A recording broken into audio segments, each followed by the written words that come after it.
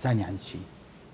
ئەزانانی یعنی چی پیاوێکی کورد کە ئەچێ بە لای دکتۆر فەحسی خۆی بکات، 3 مناڵی هەیە، 3 مناڵ، دکتۆرەکە پێڵێ ئەڵێ وەڵی بەداخەوە جەنابەت مناڵە نابێ.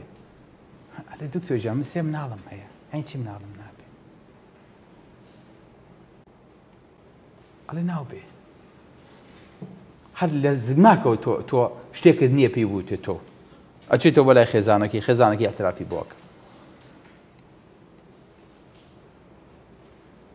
ئەچێ سیارەکەی هەر خێزانەکەی و هەر 3 مناڵەکەی تێئەکات، هەر 5 پێکەوە کوژن، هەر 5 پێکەوە بەخۆشەوە. کەرەسمەکەیان بۆ هێنان تووشی شۆک بووم. مەژ نییە کوردی ئێرە بێ بۆ معلوماتان، یعنی کوردی ئەم کوردستانە نییە.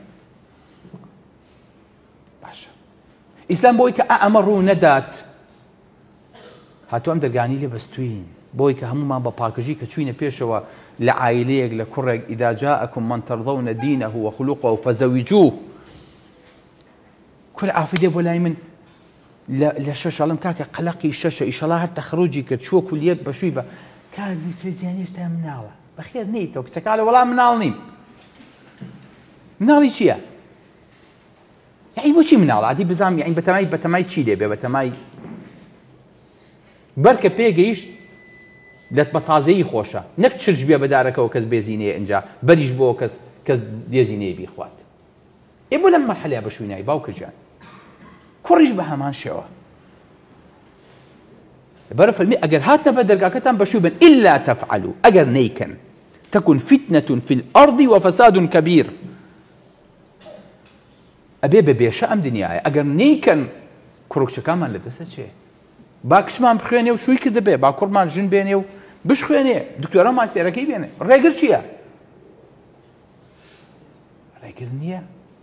لێ من کابرام لێ ئەدادیەیە خێزانە هێنێ، لە کولیە 2 خێزانی هەیە.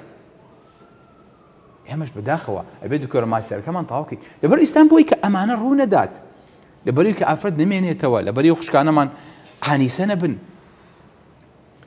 قەیرە نەبن، قەدردار بن، ئەڵێ زوو چۆرە ماڵی خۆ، زوو ژن بێنە، زوو زەواجکە بۆی دەرگا لەو خراپانە بگرێ.